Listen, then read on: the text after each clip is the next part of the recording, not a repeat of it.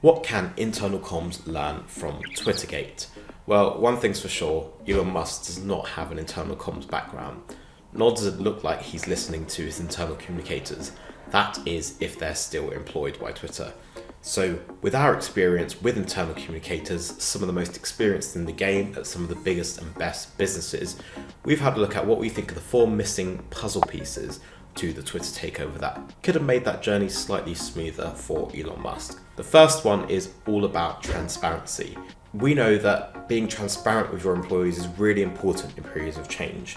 Now, Elon Musk definitely has been quite vocal and authentic in terms of how he's expressed his voice, but he hasn't always been very transparent about what's required of employees or what changes are happening. There have even been periods where they've gone completely silent, employees have expected emails that just haven't arrived, and that sort of transparency or lack of transparency is just very unsettling for employees, and it's no wonder that employees that aren't being communicated to or you're not being clear with your employees have left the journey off their own will. The second missing puzzle piece is all about bringing employees along the journey. Now, it's quite clear Elon Musk's strategy is to be quite dictatorial. He has come with his own vision in mind that he wants to implement. Now, this isn't completely unique to Twitter, but what he could have at least done is bring employees along on that journey.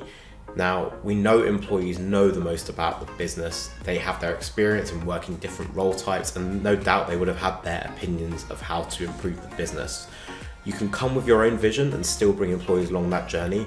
Gather feedback, do focus groups where you can get input from employees and hopefully implement that input and try different ideas alongside each other to see what works best. And so if they brought employees along that journey, those that did decide to stay or had the opportunity to stay could have at least felt listened to and that they could improve and impact the business going forward. The third missing puzzle piece is that Elon Musk has just not been reading the room. And what I mean by that is that his takeover has been characterized by lack of care for employee needs and welfare. Things like expecting employees to come into the office at the last minute when they may have pre-existing commitments, they may not be geographically well located to make that decision. And so it's quite honestly is putting a lot of employees in positions that mean that they have to leave in order to carry on living their life and feel that they work for a company that cares about them. Which brings me nicely onto my fourth missing puzzle piece, which is that there is a complete lack of empathy in any communications. There are a lot of employees that work for Twitter that have invested a lot of time, blood, sweat and tears into building the business. And we all know as communicators that you have to be empathetic. There will be periods of change which are difficult. There will be difficult decisions made, especially with leadership changes.